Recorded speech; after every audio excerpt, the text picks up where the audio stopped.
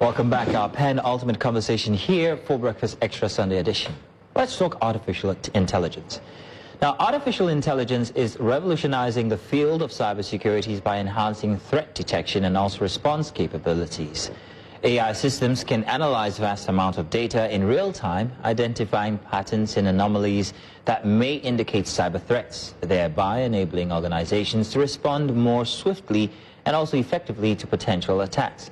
This technology advancement is crucial as cyber threats become increasingly sophisticated and pervasive. However, the integration of AI into cybersecurity is a double-edged sword, they say.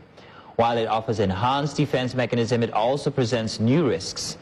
For instance, AI can be exploited to create sophisticated malware, as demonstrated by researchers who manipulated AI models to generate codes capable of breaching security systems.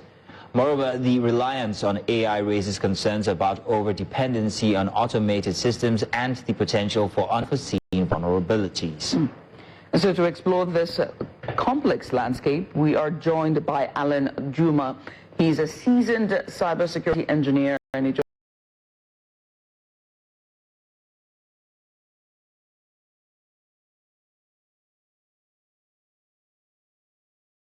When one hears artificial intelligence, one thinks something a higher being.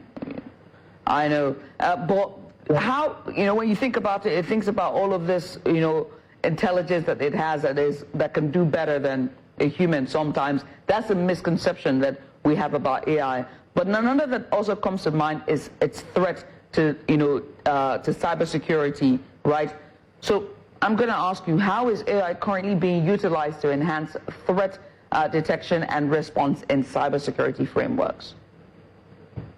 Okay, thank you. AI is not only changing the cybersecurity field, but also the world as we know it.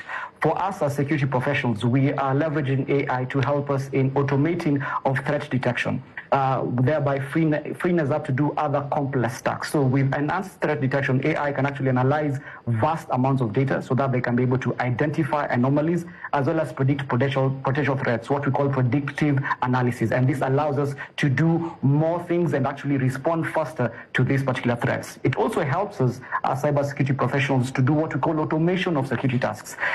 Intelligence gathering, vulnerability scanning. By vulnerability scanning, I mean looking for weaknesses in the systems that we protect, as well as responding to these incidences. However, on the flip side, as you have said, malicious actors are using the same techniques we are using to actually look for these vulnerabilities and exploit them faster than we can actually patch them. So cyber criminals will actually automate their vulnerability scanning, looking for vulnerabilities or weaknesses in systems and using the same AI to come up with bespoke malware. By malware, I mean this is software that will take advantage of the weaknesses so that they can get money or just spread malicious havoc in any organization.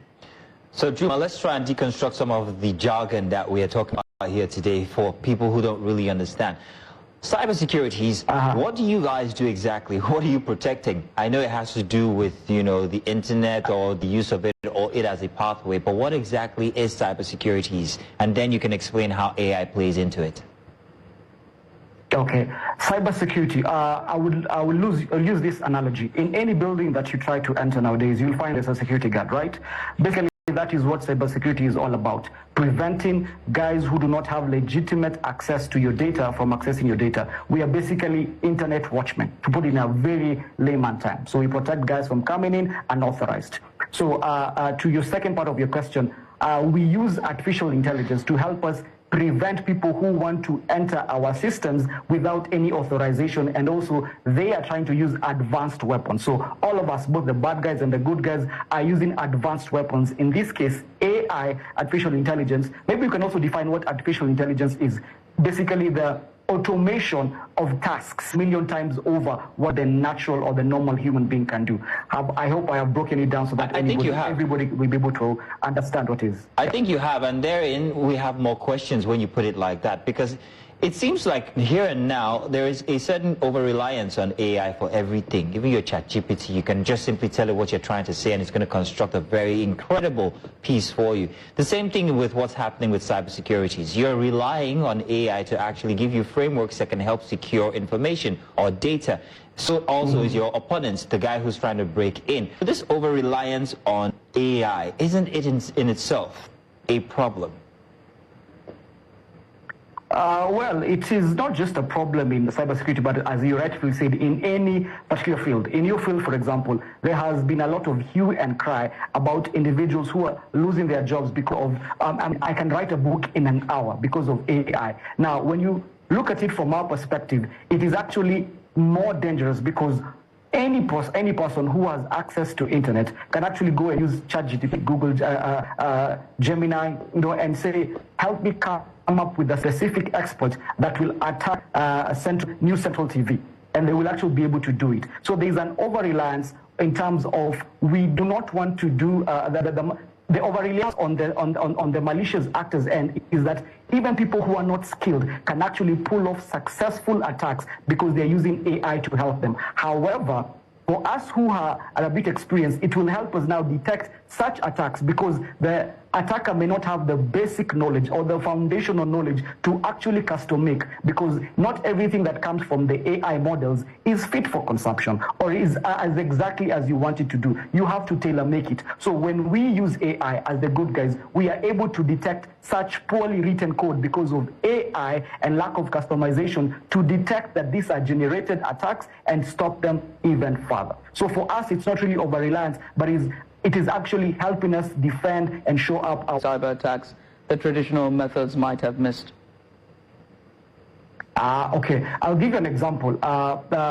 In Ghana, there was an attack that was leveraged against the energy sector, and this was done through, earlier on I alluded to this, what we call DDoS, distributed denial of service. This happened also in Ghana, in the energy sector, as well as here in Kenya. What happened is now malicious actors try to send a lot of traffic to a particular website, more traffic than the website can handle, and this crashed that particular website. Now, to defend that, use what we call web application firewall that will be able to identify such malicious threats that are trying to be evasive or are trying to be camouflage. And in thus doing, even though the websites were down for a number of hours because of the additional help from AI, these particular two countries, both Ghana and Kenya, were able to identify the source of this malicious traffic, prevent it, and ensure that it does not happen again. And unfortunately, it is just a waiting game, because even though we are hoping it won't happen again, it will definitely happen again. It's a matter of when and not a matter of if. And what about our financial systems? In Nigeria, in Ghana, in Kenya, you also talked about News Central being attacked, but hopefully not. Don't give anybody ideas. But when it comes to our financial systems, we actually use a lot of these cybersecurities to help ward off threats. How big of a threat are we warding off when it comes to financial systems in general? In Kenya, there is, I think, there is a number code that we also use here. Can those be cracked? Somebody once said, even if I put my phone in a vault and I put security guards around it, even then I'm not too sure that nobody will get access to it. So as I said, it's not a matter of if, it's a matter of, we believe it was last year or 2023, whereby Flutterwave, they had a cybersecurity breach that caused billions, people say billions of nairas were stolen.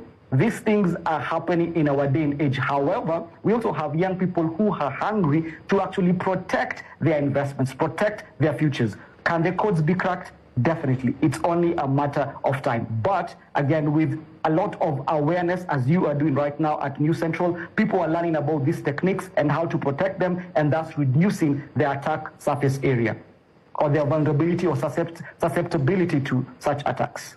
This is where we have to draw the curtains on this discussion, but conversations like this need to be had. I mean, if not for AI or cybersecurity, but most importantly, so you raise your alarm about tighter securities tighter cybersecurity when it comes to our infrastructure. But once again, Allan Juma, thank you so much for coming on. I appreciate you for doing this with us.